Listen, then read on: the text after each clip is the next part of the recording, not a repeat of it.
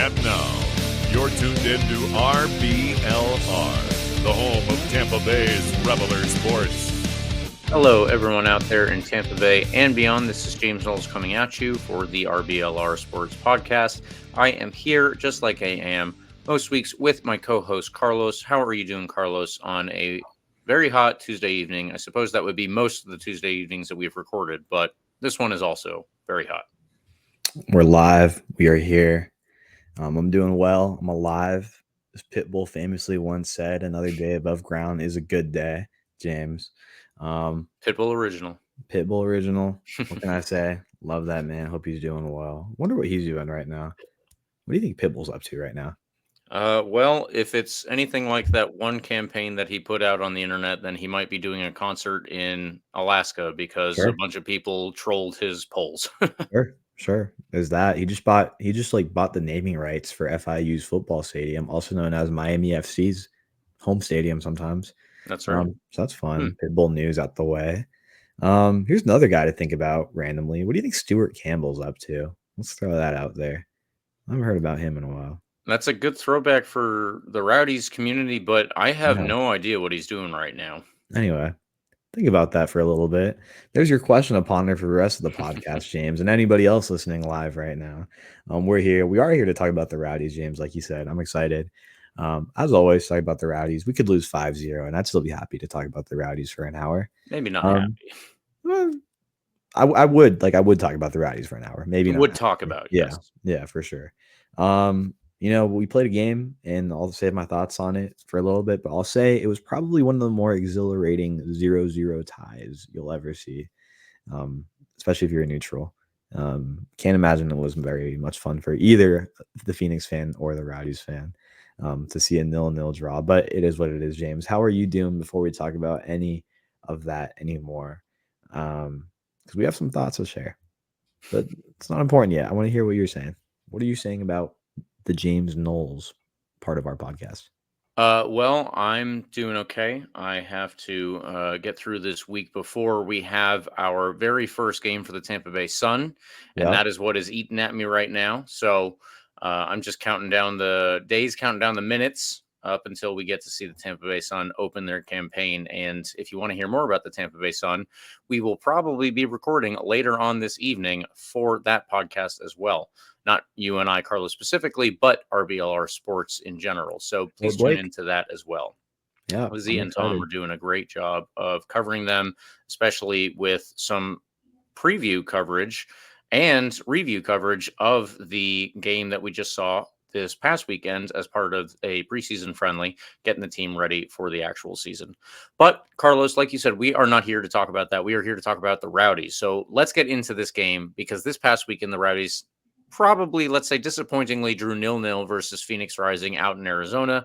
The result certainly was disappointing, if not the total game itself, because there were plenty of weird moments, plenty of chances for both teams. Actually, it wasn't a 0-0 that it just ground all the way through 90 minutes. There were moments of that, to be sure, but there were definitely a lot of moments when either team could have gone ahead and for multiple reasons did not. A lot of them have to do with flags and posts. So we'll get into all of those things. We all predicted wins again, so no points for anybody here. Carlos and Eureka, you guys still sit on top with 10 points in our own predictions. And the next chance that we have for a prediction will be today when we preview this weekend's game coming up versus Loudoun United. I believe that I can probably say we might all be predicting wins there again. Don't forget that the Sun start their USL Super League season this Sunday. If you don't have tickets, you need to get them now, because they will be sold out almost certainly before the weekend. Make sure that you are there and take in history with the Tampa Bay Sun and, of course, with RBLR Sports. And the last thing I want to say, we are proud to be nominated for the third year in a row for Creative Loafing's Best of the Bay as part of their podcast section. Naturally, we need you to help us to win the best podcast. So please help us out there. There will be a link in the description, or you can check out the pinned tweet at RBLR Sports on Twitter or wherever else, at least certainly on Twitter, though. You can vote once daily as well. So please help us secure the win.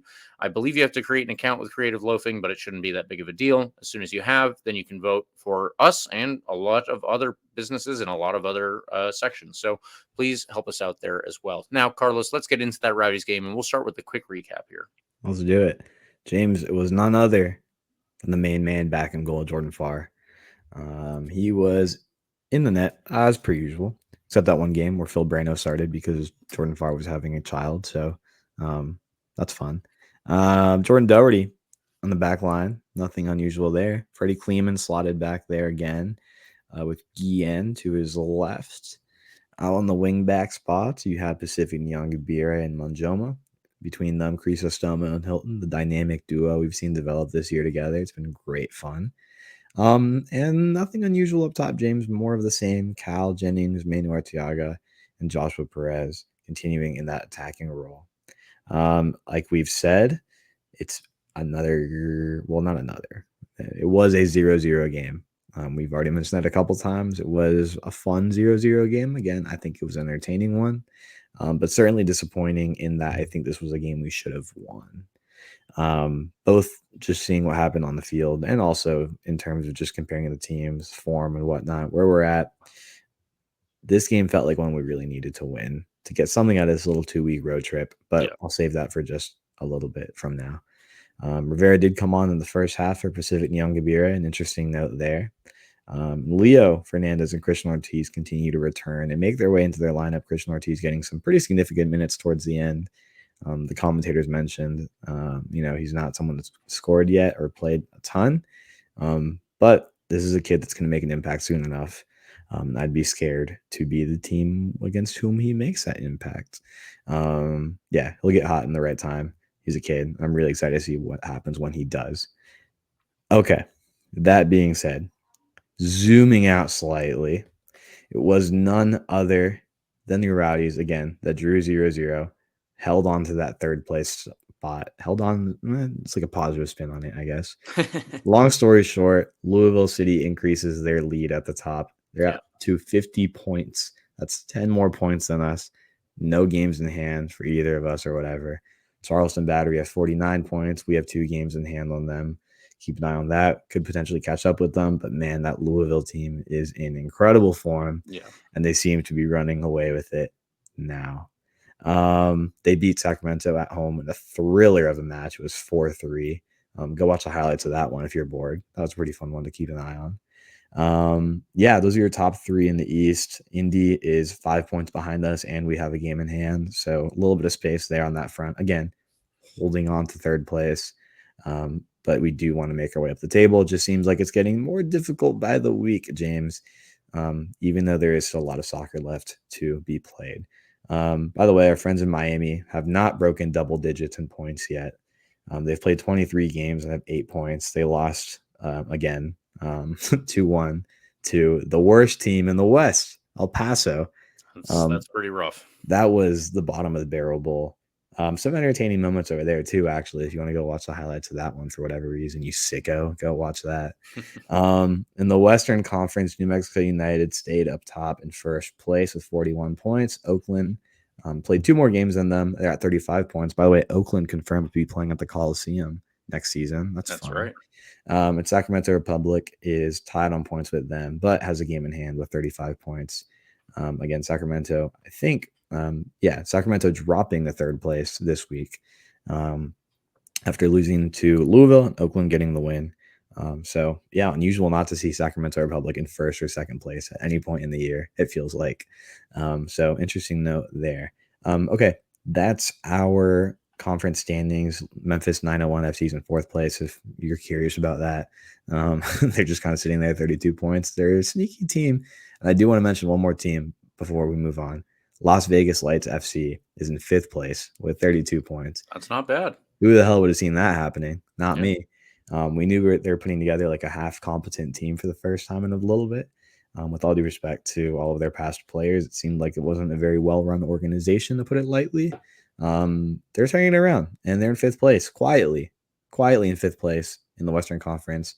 And again, are quietly on a, what is this? 1, 2, 3, 4, 5, 6, 7, 8, 9, 10, 11 game unbeaten streak, by the way. Lots of draws, but five wins and 6 draws in that 11-game unbeaten streak. Keep an eye on them. That could be a team that causes some chaos in the playoffs when, they inevitably tie 0-0 and win in penalties against a much better team. Okay. Possibly. There we go. That was the conference standings update. There's more fun stuff to talk about out west than there is in the east, to be honest. Some interesting movement. And as a Rowdies podcast, not particularly thrilled by the lack of movement, let's say, in the east. Okay. James, we can talk about this game. There's stuff to talk about. As I mentioned to Eureka and James before we started recording, I went to the Rays game on Saturday and spent the portion of this game that was live. That's a weird way to put that. I didn't watch this game live because I was riding the mechanical bull at one night stand in downtown St. Pete, and it was something a blast. Everyone has to do. Exactly. Please go check that out after a Rowdies game. It's so much fun. But did catch the replay of this. Not the replay. I've seen parts of it. I saw parts of it live at the bar. I was a weird guy with the phone out at the bar watching a soccer game. Very, very interesting experience. Not for much reward, to be honest, because we tied 0-0. But again, caught some interesting moments, rewatched the highlights and saw everything going on there. James, what the hell happened here? Because this was a chaotic one. The parts I did catch live were crazy. It seemed like I opened the phone and I saw post, offside goal 9 minutes into the game for Phoenix. Another offsides goal like 10 minutes later. Both offside calls that were very, very close. Yes. Very, very close. Yes. It was a weird situation for us, James, because it seemed like we were reeling slightly and didn't really get back into it until the second half, which we'll talk about later on. But let's start with that first half. What the hell? Yeah, well, before I talk about, I guess, how that portion of the game went from my own perspective, I would like to offer the perspective of the Tampa Bay Rowdies coach, because I feel like he's always got a relatively good idea of how things went. And when they had these away games, it's usually not the case that we can do a post-game press conference with him. So frequently we'll just get these emails that include the quotes that he gave to the staff afterwards. And this is what he said or at least regarding the first half. To be honest, I was quite disappointed, especially in the first half. I thought we were poor. We're a team that wants to go and press teams, be aggressive and get after it. We were a couple yards off it all over the park. So that's something we need to look at as a staff, myself, the players, everyone as a group. We need to be in a better mindset when we come into these away games. Now, Carlos, I don't know about you. We have mentioned a lot of issues coming into away games over the course of this season. I think that if there were a way to separate away games and home games and consider those two different leagues, the Rowdies would probably be second in the league, only behind Louisville, maybe Charleston, but it would be a lot closer, in my opinion. We need to go and actually do that math. That is something that is possible to do. But Sure. at the same time, we have mentioned this before. There appears to be a problem when the Rowdies go away. And this is something that you and I have noted, especially there appears to be a problem when the Rowdies go away and play on turf. That was not even the case in Can't make that Phoenix. excuse. You can't make that excuse here. So if that's the case, then this is, let's say, just a mentality issue about going away. And what does that ultimately come down to? Because I still think that the Rowdies have done very well on certain occasions when they're away from home. And one of the biggest ones that we can point to, of course, is the Rowdies beating Sacramento in California. That was a huge win. In this one, though, I guess the only possible explanation as to why the Rowdies would have come out with a lesser mentality, at least according to Robbie Nielsen, the manager, possibly looking at Phoenix Rising as a giveaway 3 points. This is something that you and I talked about beforehand, where Phoenix are not in a good spot right now, especially when it comes to the standings. Actually, they are outside of the playoffs. And coming into this, you would expect that Phoenix would still really not be that good of a team. They are currently under an interim manager. He only took over a couple of weeks before this game, I think 2 weeks specifically. Yeah. And there have been quite a few signings made even in those 2 weeks, including former Rowdies player Charlie Dennis. So there's a lot going on at Phoenix that doesn't bode well for them in a game against the Tampa Bay Rowdies, a team supposedly looking to become one of the best teams in this league. Maybe this was another case where they came in and there was some complacency coming into the game. Obviously, the second half did change, but I really don't think that there's much more that you can say beyond what Robbie Nielsen said here, especially in the first half. I thought we were poor. We're a team that wants to go and press teams, be aggressive, and get after it. We were a couple yards off it all over the park. It did seem that way. In all honesty, Carlos, you and I are going to get to this later.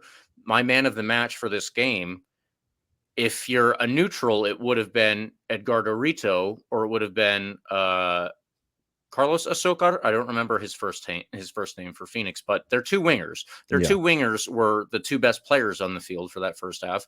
And then if you're a Rowdies fan, the man of the match is going to be the linesman's flag or the posts behind Jordan Farr. Yeah.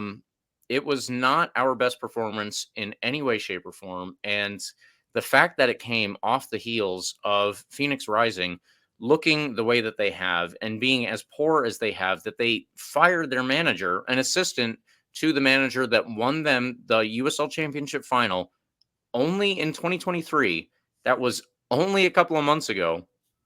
This is just not it. We're going to get to this as well, so I don't want to do it while we're talking about the game specifically, but this does not bode well for our league season with all of these problems away from home. So that's kind of worrying, but let's focus on this game specifically. And Carlos, what else in the first half? I mean, I really think that I possibly think that this was another game that we could chalk up to being complacent. And if that's the case, it would certainly explain the way that we were not defending well at all and the way that we were allowing Phoenix to kind of run us ragged for at least the first 30 to, well, you would probably just say the whole first half in this one, honestly. I don't think that there was a very good dividing point. No, first half, pretty clearly. Especially with that opening goal. Again, like the margins on that offside. I would like to see some automated VAR there. It's very close. It is very close. But like, even if it was the most obvious offside call you've ever seen, like the fact that there was that much space to make that pass, and I'm blanking on who made the pass, but it truly was just because he waited a half second. Even if it was offsides, it was because he waited like a third of a second too long to make that pass. Is this the first chance? The first chance came from Tomas Angel, their new loanee from LAFC. Yeah. So Tomas Angel, right? If he makes that pass, like just literally a third of a second earlier, it's still the same opportunity. Everything about that play is the exact same. It ends up in a goal. We just got lucky because nothing we did affected that. And you could say that about a lot of like the Phoenix chances in that first half. Anything that like they really had were mostly just missed opportunities on their part. It wasn't particularly great defending, which is kind of disheartening from a team that has had pretty good defensive stability this year for the most part. But you can point to, like, if you just look at the highlights of this game, which I did before we started recording again, like every single clip from that first half was a Phoenix Rising opportunity, and every single one of those chances was incredibly dangerous. Like, these are incredibly clear-cut opportunities that for whatever reason Jordan Farr was able to cut out slightly, jump in front of a pass, or Phoenix just chokes their chances, which happened more than a few times. Luckily, luckily. In the 40th minute, like there's a very clear look where their number 9, again Tomas Angel, just has the clearest lane you'll ever see from right at the top of the box, shoots it right at Jordan Farr. You can look at all the chances in that first half and see Jordan Farr either step up slightly, or again, Phoenix just missing their opportunities. Maybe I'm hinting at who might be my man of the match. Sorry for the spoiler. But it's just like, it was just kind of slow. There's not much else to put it, like much other way to put it. It was bad. It was slow. We didn't create anything in that first half. Very, very quiet night for Cal Jennings, for Manuel Arteaga, until the second half. Even then, in the second half, pretty quiet night for Cal. Very uncharacteristic of him, obviously. Like, just weird game. And you could say that about the Monterey Bay game, too. Obviously, last week, weird game. At least that one was on turf. Yeah. You could say that about, some of the other West Coast games. That Oakland game, weird game. Something about the West Coast doesn't really go our way, right? Unless we point to, well, you can't even say that. Like, I can't even make that like generalization, because when we go out to Sacramento and we win 1-0 and play like the best performance we've played this season, I think that's a frustrating part for a Rowdies fan, is like you zoom out and we're 6 games unbeaten. I'm sure there's Sounds better. Yeah, I'm sure there's plenty of teams that would like want to be in the position we're in. I think we're pretty spoiled, obviously, with a recent run of results in the last several years that have put us in a position to like want to win most games, which is fair with the roster we have and the talent we have and the quality of coach we have. So it's not even like unfair criticism to look at this game and be like, yeah, this was a winnable one. Like the Monterey Bay game was a winnable one. These Monterey Bay and Phoenix Rising, by the way, are separated by one spot in the standings. They're right next to each other. They're 8 and 9 respectively, Monterey Bay and Phoenix. So like these are both games that we should have won. Focusing on this game, it just seems like we took a long time to settle into it and wake up. Maybe that's why we were just so slow at the beginning. It was slow. Like there was no intensity to it the way we've seen in like games where we have played well and there is intensity. I don't know. It's frustrating because, again, you look at the quality of players we have, and it seems like we should be running over some of the teams we play. That being said, I don't know how, if you're a Rowdies player or if you're Robbie Nielsen, you look at this Phoenix Rising team and think it's going to be a walkover either. Like a walk in the park, right? I mean, there's quality players. We've talked about the 2 wingers, Rito and Asokar, by the way, both Venezolanos. You have Charlie Dennis, obviously, who is a quality player because he was on your locker room 2 to 3 weeks ago, right? You know what he's capable of, or at least he should be. Yeah, Lawrence Wyke is on that team, and he is a fantastic like defensive midfielder, in this case defender. He's a very good defender. According to FOTMob, he was Phoenix's man of the match. He's the highest rating over there. So, like, this isn't a team I think, unless I'm just totally wrong and I totally have a poor read on what the Rowdies' interpretation of this game would be. It doesn't seem like this is a game we should just like look over in the way we might with Monterey Bay. Especially Phoenix is like a pretty established brand in this league too, right? Like there's nothing about this game, with the exception of like where they are in the table, that indicates this should be like a walkover or a game that we should think should be a walkover or walk through the park or whatever. So I don't know. Like, the talent is on our team to consistently get results. So it has to be a mental thing, right? Like the talent gap is, I think, still pretty significant, despite these like, pretty significantly good players I mentioned for Phoenix. The form difference is pretty significant. And the place in the table is obviously pretty significant. So I can't, again, I'm not like particularly, what's the word? I don't have a great grasp on all the tactics around these games sometimes. So maybe we can say it was somewhat tactical thing. Maybe, James, you have more thoughts on that. Or we can just refer to USL Tactics on Twitter. Shout out John Morrissey. But it just seems like it has to be a mental thing, especially with these away games. So I don't know. By the way, fun fact, I just looked it up recently, like quickly on FOTMob. If you're just doing home points and home standings or whatever, Louisville would still be 7 points up on us, and Charleston would be 5 points up on us, but we'd have a game in hand on both of them. Still, okay, throw that away.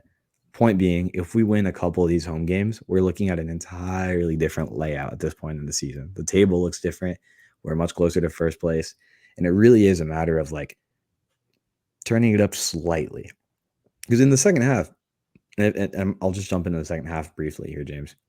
No, we might as well. In the second half, like it looked like a pretty different game. I mean, I'm not saying we had the best game of our season in the second half. Like, if you just take the second half and extrapolate it, like, it's not a thrilling performance by any means, but it was much better than the first half. Hit the post. Arteaga had a fantastic look. Phoenix still had their chances, and they hit their post very, very late in the game. But it's still a game, like a half that we looked better. I think we looked better than Phoenix in the second half. But like, why does it take that long to turn that on? Like, the players are mostly the same, with the exception of Rivera for Nyangabire. Everybody else is the same. I don't know why it took that long to turn that on. Maybe we were still on, like, I don't know, the time difference. I don't know. I mean, it's West Coast. West Coast games seem to throw us off. But I'll stop talking for now because it just I don't really know what else to chalk it up to. Like, it has to be something mental, or maybe it's tactical and I'm just missing it entirely. But I just don't see how this is a team that we like overlook on the schedule, regardless of where they are in the table. Like, it's still a big enough brand to be like, oh, this is a game to mark on the calendar. Yeah. It's like if Louisville was in like 8th place, still wouldn't write them off when we're going to Louisville, right? Like, so I don't know. That's where I'm at. This team just won the final last year, by the way. Like you said, we just almost forgot to mention that again. I don't know. It's just frustrating because these 2 away games, like, I expected to get more than 2 points, and I can leave it at that for now. I think that's totally fair. I wouldn't say that this game was different in terms of tactics. I think that Phoenix adopted their own tactics to better suit us, but at the same time, I think that it really comes down to what Robbie Nielsen said, is that usually where in the first half, especially, we would put our first line of confrontation, which I don't know why I have to put it in those terms, but effectively, when we don't have the ball and we're pressing Phoenix, we would do so from our very first player. So that's Manuel Arteaga, Cal Jennings. They're the highest up. Josh Perez and Danny Crisostomo are going to be sitting behind them, either on the left and the right side, so that they can back those 2 players up, and then they will have help themselves from the 2 wingbacks there. So that's the line of confrontation. And I won't use the phraseology anymore, but that's effectively where we would put the most pressure on them when we don't have the ball. And ultimately, it seems like they were able to bypass that a lot without too much pressure being put on them. So I don't know if this is coming down to the Rowdies playing in a way where Manuel Arteaga and Cal Jennings are sitting back a little bit deeper. But according to Robbie Nielsen in that post game that we got, that doesn't appear to be the way that they set up in this one. So I don't believe that this was something that they especially did for Phoenix to handle the Rising separately from any other type of team and any other type of team's game plan. So I don't know that I would specifically highlight this one as anything having to do with tactics in terms of the way that the results actually came out in the end. And the first half especially was just, in my opinion, down to the way that we played with intensity. It's not about our ability to counter them doing this or that thing. Edgardo Rito and Carlos Azocar, if I'm using the right name, I believe it's Carlos Azocar, but Juan Azocar. Juan Azocar. Yeah. Okay, I was going off of the Rowdies post-game email that included all of those quotes. So I apologize to Mr. Azocar. I have mixed that up with, well, something in this email, but regardless, those were the 2 players that were the most damaging for Phoenix, and they played in positions where we have seen other teams play before. It's not something that we are completely unaccustomed to. It's not something that we can't handle. We just didn't. And getting into the second half, though, just where you were a second ago, it was a better game because I think we came out with more intensity. And I don't know exactly what the I don't know what the not the press conference, but I don't know what Robbie Nielsen's speeches were like in the halftime period, but hopefully it was a little bit of anger and maybe a little bit of fire. So the second half did look at least better for us, and we got a couple more chances out of that. It didn't really turn into anything that was that dangerous. And I still think that it was another one where we could point to the post behind Jordan Farr as being the Rowdies man of the match, but it was at least better. And I guess after that first half, that's all you can hope for. Yeah. Yeah. I mean, but like that being said, in the second half, I know maybe I hyped it up too much, but we did have a better game. There was at least 2 or 3 like very clear-cut chances. Very, very clear-cut chances that could have ended up in goal. Again, hit the post on one. Arteaga has a really great look that bounces out to him at the top of the box pretty early on. And what was the other one? Oh my God, there's one more. Point being, we had chances that, XG numbers, right, should be through the roof on those. And they didn't go in. So not creating a ton, not defending well in the first half. If we're not defending well in the first half, and at no point in the game are we finishing well when we do have our few chances, like we're not going to win games, obviously. Like one of those goals will fall for the other team. And if you're not scoring your own goals, and in a game where you're not having a ton of chances, and I don't know what else we would expect. Yeah. So that's frustrating. Fun fact, Zane Bubb got more minutes. That was fun. He got some minutes. We're seeing him kind of come into the field slightly. Mateus de Jesus was on the bench, and I just realized that. I don't know if he's been on the bench more, like if you've noticed him on the bench at all, but I don't believe he has. One of the academy kids is there, and that's kind of fun to see him go away to Phoenix with them. Not that relevant, but still, something if they're out there. Oh my goodness, I'm so tired, James. When I'm looking through the FOB mob stats and the lineups here, yeah. By the way, I would have lost my mind if Phoenix scored that goal at the end. Yeah. Oh my God. Like, we're already sitting here kind of frustrated. The tone of this podcast is like, I think it would have been slightly different if that goal goes in. And it was very close to going in. So I don't know. It's frustrating, James. We have a great opportunity to bounce back this weekend against a team that I think will beat pretty easily and pretty handily. And we're at home. So the away ghost won't be around, right? Yeah. So I don't know. I think at this point in the year, there's still plenty of soccer left to play. That being said, I wouldn't hold on to any hopes of catching up to Louisville at this point in the season.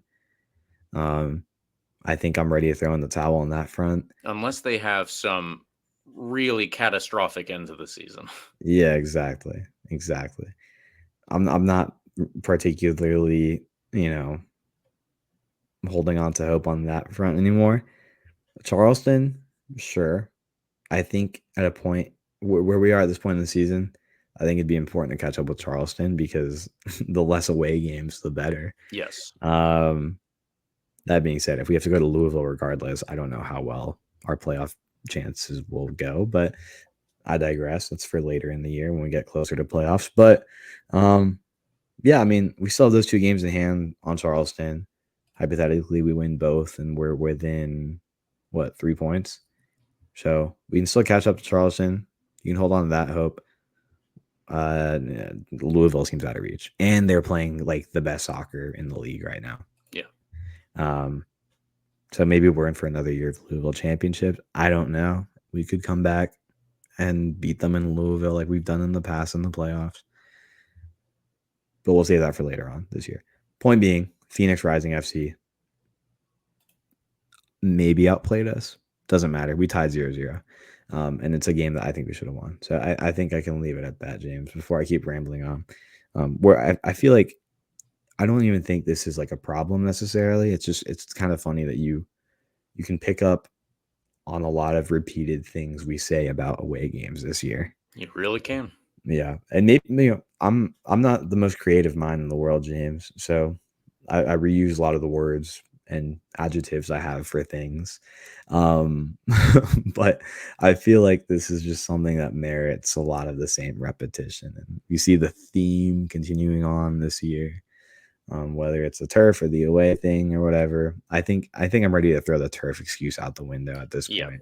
Yeah. Honestly, I'm kind of tired of using that one. But the away ghost still haunts us. And we've proven we can, overcome that, like in the Sacramento game, but not consistently.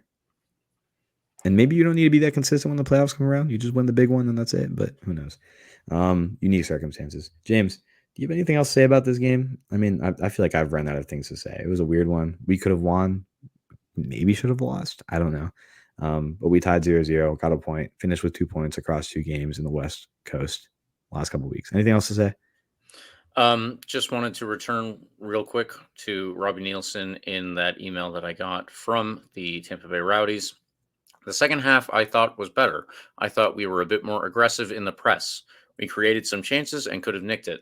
To be honest with you, if we had nicked it, we probably would have had to leave here in a mask because that would have been robbery. I like think that is a pretty good summary, honestly, from Mr. Nielsen. And, he's in charge, obviously, of changing things there and changing things from week to week. Hopefully the mentality that has really dogged us in all of these away games, bar, let's say, especially that one in Sacramento, maybe we can see a change in the rest of the season. We still have plenty more to go.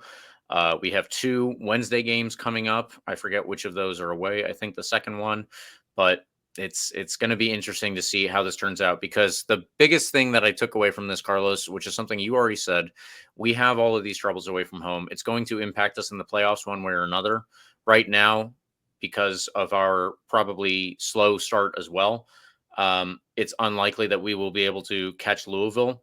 If we were to catch Charleston, that would be helpful. But looking at those 2, if we make it through the playoffs, at least one of those, if not both, are going to be in our way to, let's just say, an Eastern Conference final. Let's say a USL Championship final. This is obviously well in advance, and to even be talking about this right now is kind of, it's kind of not gauche, but it's kind of expectant. The Rowdies fans. Gauche? Is that a word? Yeah. Wow. I learn something new every day. Write that down, guys. Gauche. But the Rowdies fans should not be so gauche as to expect that we can get this far along, especially at this point in the season, because regardless, if we end up third, we will be guaranteed at least one home game once we get into the playoffs. So let's say that we win that home game. The next one, more than likely, just because of the way that it goes, more than likely we would end up going away if Charleston win theirs and Louisville wins their game. And again, this is assuming that there's no more change in the table, which there should be. But that does not bode well for us. So yeah, that's where I kind of wanted to leave it here, is just that if this is not fixed between August and October, November, this is going to be a problem for us, because we're not going to be able to play at home the whole time. We just won't. Yeah. Lacking social grace, sensitivity, or acuteness. Awkward, crude, tactless is the definition on dictionary.com of gauche, in case anybody was interested. Okay, James, I was going to try and use that in a sentence, but I'm slow right now. Man of the match. Should we jump into that at this point? Let's jump in. I did want to go with the linesman's flag, and I did want to go with the post. Eureka told me that he would not allow me to do that. He told me that he would cut my pay in half if I tried. So you get paid? That's what Eureka tells me as well. So I'm just going off of what he tells me. But with all of that being said, I'm not going to go with an inanimate object. I'm going to go with Lewis Hilton. Lewis Hilton was involved in the match on a more defensive side. You should expect that in a game that went the way that it did. And his defensive actions were helpful here. I wouldn't point to his attacking contributions as being the most important in this particular game, but I think we can all see that from a 0-0 scoreline already. So I will highlight his defensive actions. 3 out of 3 tackles won. That is obviously 100%. 2 clearances, 1 head clearance, and 9 recoveries. Almost double digits in recoveries. In a row that I have picked someone almost exclusively because they nearly hit double digits in recoveries, but apparently that's what you have to do, and I will give you man of the match. Nice. Love it. My man of the match is my GOAT, my king, the guy that kept this team in this game. And let this podcast not be a total anger fest. Jordan Farr. I love you, Jordan Farr. I hope you're doing well. I like that picture of him.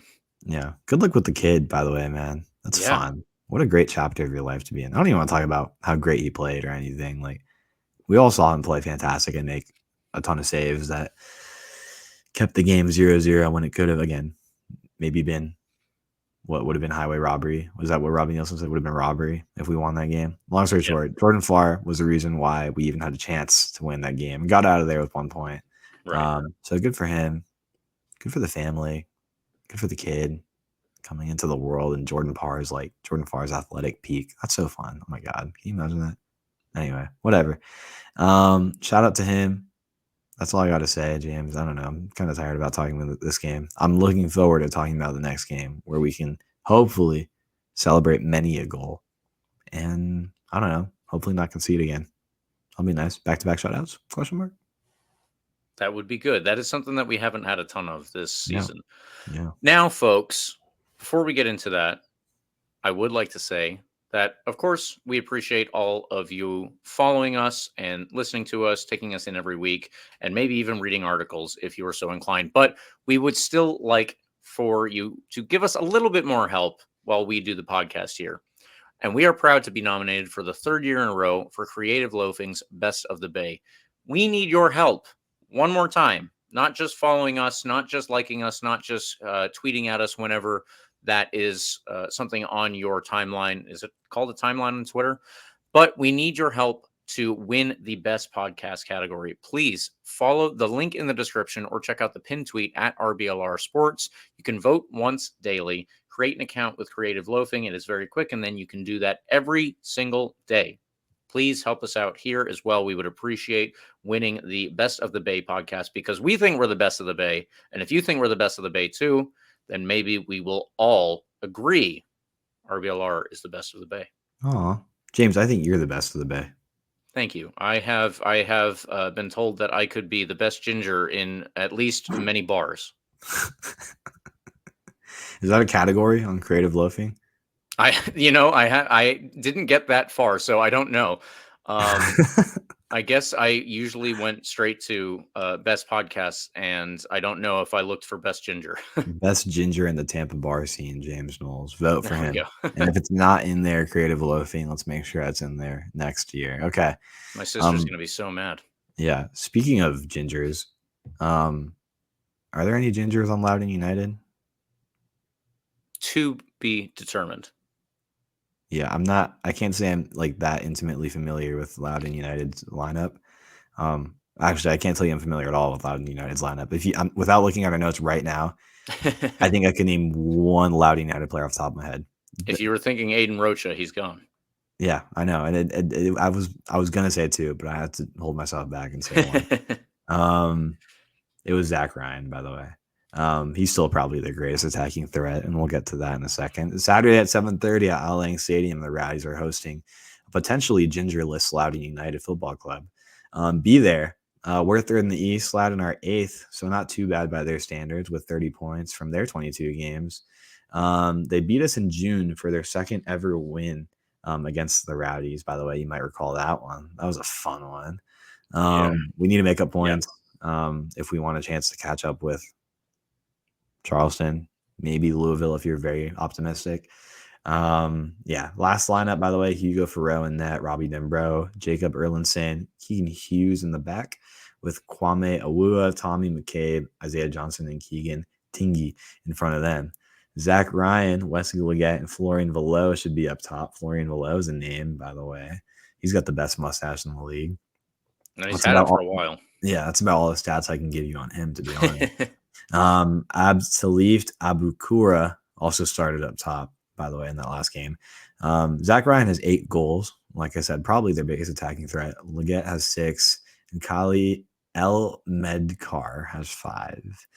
Florian Velo, here's a stat, has 5 assists and the best mustache in the league. Awua has 4, and El Medkar has 3 assists. These players lead in chance creation too, by the way. They only have 1 win in their last 5 games. It was now I think we can definitively say the worst team in the league against Miami FC. Now that Miami FC lost to El Paso, I think that's how that works, right? What'd you call that? The bottom of the barrel bowl? Bottom of the barrel bowl. So yeah, only one win against the worst team in the league in the last 5 games. This. I mean, if we lose this one, James, I don't know. Like, I might not be on the podcast next week. You'll have to find someone else. I'm not being pessimistic, by the way. Like, we just should win this game, and I'm not saying that because it's like we'll throw in the towel if we don't. Like, we really should. Like, this is a very winnable one. By the way, Eureka doing the important research. Looks like there's 0 gingers on Loudoun United. Do with that information what you will. I can't really like make any conclusions from that. It's just that's a fact. What also seems like it'll be a fact is that we should win this game. And James, my prediction, I'm just gonna throw out there and say it, unless you want to say something here. You want to say something before we just throw out our predictions? You can go for yours. If I think of anything, then I'll hop on there. We're gonna win 3-0. Yeah, we're gonna win 3-0. Because we're very good at soccer, and we're going to be upset because we haven't played like we're good at soccer in the last couple of weeks. And this is a team to beat up on and let out your anger on. That being said, because I said that, we'll probably lose like 5-0 now. But yeah, this is the team we should beat, and I'll be excited when we do this Saturday at 7:30 at Lang Stadium.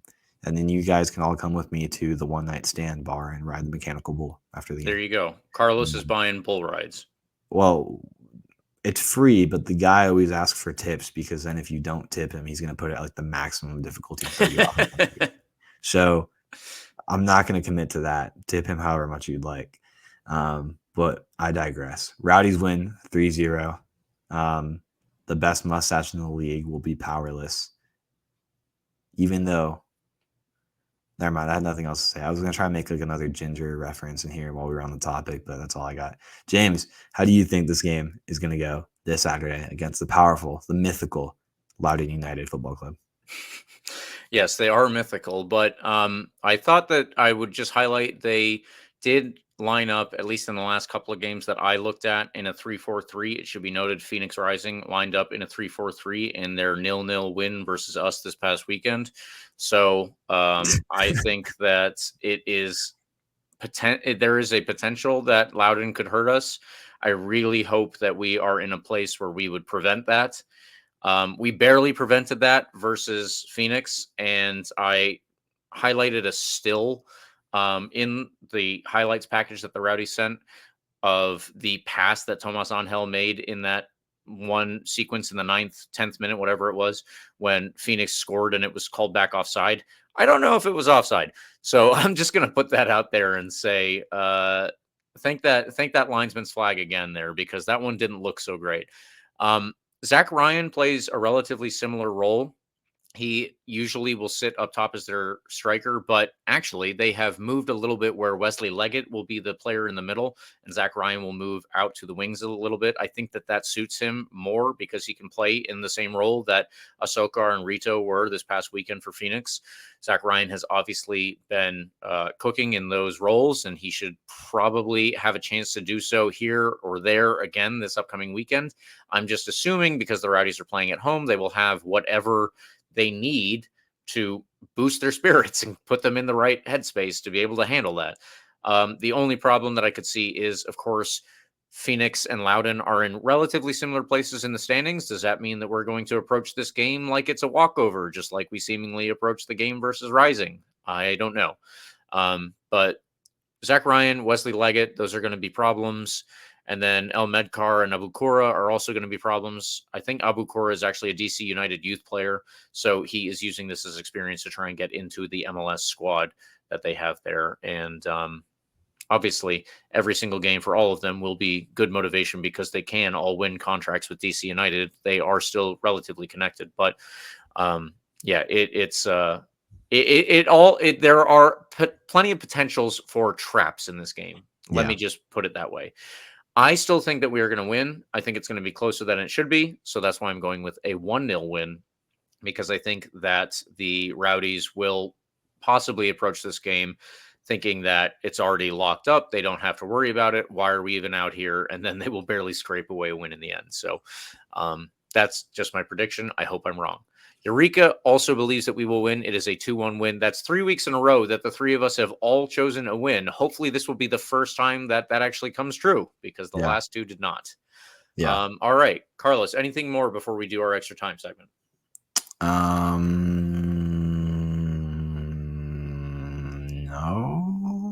Do I have anything else to say? I feel like I had something to say. No. Let me just point out, by the way, that the fact we've played 22 games and Eureka and I have 10 points in terms of like predicting results is so sad. We're not on it at all. So I'm gonna have to work on that, and hopefully our predictions get better as the year goes on. Because as you know, I like to predict wins, and hopefully that starts to come true. Well, I think if we can do that in relation to the Sun, maybe we'll have some better options. But we'll see how that goes. Stay tuned to RBLR Sports. Yeah, exactly. Why is Loudoun still in this league, by the way? Why is it still like this reserve team? Like, actually, it's still kind of like essentially a B team for DC United. It's so lame. Oh my God. Anyway, I'm sorry to any like very loyal, diehard, exclusively Loudoun United fan out there. But yeah, I would love to meet that person, whoever that is. I can't imagine there's one person that's like Loudoun United over DC United. Like, please message us. Please message us. Come on the pod. Open invitation. You can, if you exist, you can talk so much smack to my face, like for being wrong. Anyway, they beat us already, so yeah, like I would, whatever. James, extra time. Extra time. Okay. Let me throw this in here before we jump into the actually listed things we have in our notes. Copa Libertadores is back tomorrow. The best tournament in the world, and La Copa Sudamericana, the second best tournament in the world. Arguably though, behind the U.S. Open Cup. Yeah, so that's fun. Keep an eye on that if you want soccer to watch. Also, shout out the U.S. Women's National Team for another gold medal. First since 2012, right? First since 2012? First since 2012. Against a really good Brazil team and a pretty surprisingly good Brazil team. Yeah, it was a good game. That medal contributed to our lovely victory in the Olympics overall. I'm going to claim it for the United States of America. Eagle noises. Let's go. Yeah, so that's fun. Shout out to them. Packed stadium. Great to see. I love the Olympics so much. I'm so sad it's over. It's like a mini World Cup of everything. It's so great. So that's awesome. Anything to say about that, James? About the women's national team? Yeah, I do appreciate, like you said, that they contributed to the U.S. win overall. I think that sports is the only time that it's fair and allowed to be a nationalist, and it's fair and allowed to be obnoxiously American. So it's super fun that the U.S. was able to go and get 40 medals alongside China, and then or gold medals, excuse me, and then a lot more silver, a lot more bronze. We were the only country with more than 100 medals. Come on, eat it. Stop playing with us. By the way, this is the result, by the way. This is why I love college sports and why I love the NCAA. Well, not the NCAA, but college sports as a concept in the U.S. is the reason why we're so good at the Olympics. If you do look at the numbers and everything, it's so interesting to see how college programs produce essentially all of our best Olympic athletes, swimming, athletics, whatever. It's so much fun. Anyway, that's a rant for another time. I just love talking about sports, James. Have you noticed that? I have noticed that, but I feel like I've noticed it while being a part of it for the most part. Yeah. Anyway, speaking of sports, the Rowdies play a sport. They play soccer. And they parted ways with Joey Desart, who made 4 appearances and won in the Open Cup. He went down to our friends down in Miami. Good luck to him. I'm sorry he ended up over there. Hopefully everything goes well for him at Pitbull Stadium. That is literally what it's called, by the way. I'm not even joking. If you haven't seen this, please look it up. It's really almost sounds like it's dogfighting or something. Yeah. Anyway, please look that up. The Pitbull news and FIU is insanely entertaining to look at. Anyway, Joey Desart's down there at Pitbull Stadium, and hopefully he can contribute to their turnaround because, man, it's really sad to see the state of that club as a whole. and it's not great content on the field. More importantly, James, take this one away because you'll be there this Sunday, and I will be tuning in very intently for the Tampa Bay Sun. They have their first official game, not this season, ever. Gosh. It is this season, but it's ever. Their first official game ever, hosting Dallas Trinity at Riverside Stadium, which is in Blake High School almost in downtown Tampa. It is literally across the river from downtown Tampa. Downtown Tampa is here, river, Lake High School with Riverside Stadium. They redid the stadium. Honestly, it looks brilliant. They have a whole area that is built up that I think is going to be like a little party zone for people to hang out, for people who have their whole family there and kids can play games. They didn't have that all set up in this past game, but I'm almost certain all of this area is set up so that they can have like cornhole set up. I'd be shocked if sometime over the course of the season they don't have that giant inflatable dartboard that you can kick a ball at. I love that game. They got to get that set up. There is so much room for activities, as our favorite stepbrothers might have said. And it's folks, the views are immaculate, honestly. Like overlooking the river. There's a bridge there. All of these new apartments are coming up, which you might not think sounds good, but it creates such a lovely ambiance.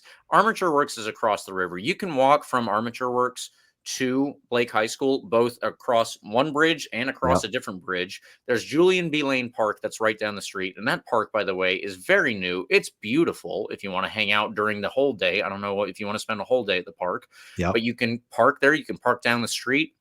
I don't know if I would specifically park at Blake High School because supposedly that's going to be $30 for the games. But the point is everything other than that is awesome.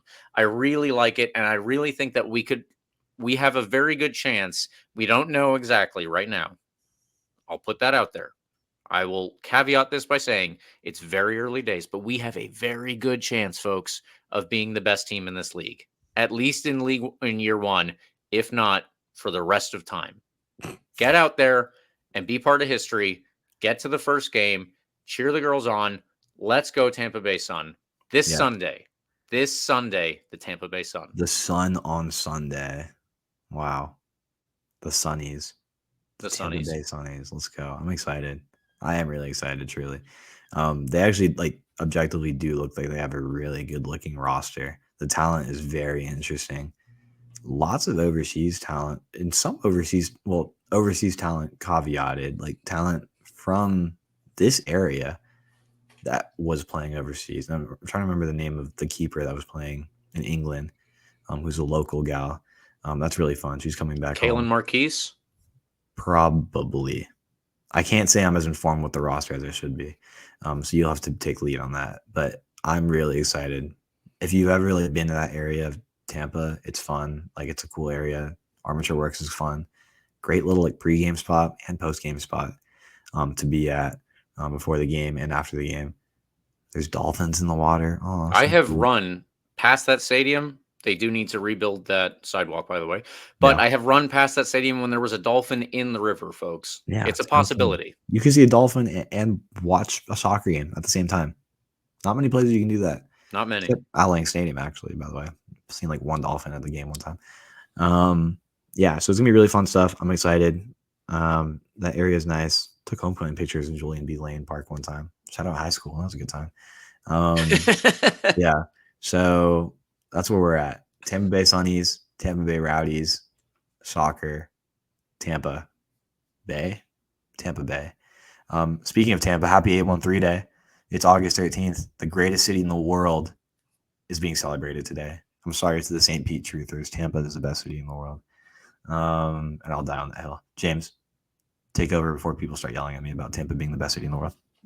Well, at this point, all I want to say is thank you, listeners, for tuning in. Whether you live in Tampa, St. Pete, Bradenton, Sarasota, even Lakeland, I'm sure we've got some people in Spring Hill. It does not matter. We appreciate 813. We appreciate that you tune in, even if you're not 813, but we also appreciate that you tune in when you are 813. So thank you for tuning in and joining us. If you would like to get more information, let's say related to the Tampa Bay Sun, you can follow RBLR Sports and get all of the information related to all the teams in this region, including the Sun, the Rays, the Bucks, the Lightning, and of course the Tampa Bay Rowdies. You can do that on Twitter, Threads, Facebook, TikTok, anywhere. We are there. I am mostly on Twitter.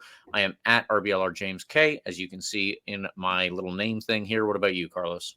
At Carlos TPA10 on Twitter or X or whatever. As long as you're not in spaces. Yeah, exactly. I'm here. I'm there. I'm everywhere. Carlos Rueda. That's me. Follow me. All right. And we appreciate you tuning in. Please like and subscribe to our podcast. Of course, you can get the full experience on YouTube, or if you just want to listen to us, you can do that on all of the podcast apps, including Apple and Google Podcasts. Anywhere podcasts are sold or given away for free, we're there too. We have a game coming up this weekend for the Rowdies and for the Sun. Yes. For both of them, I'm going to say, come on, you Rowdies.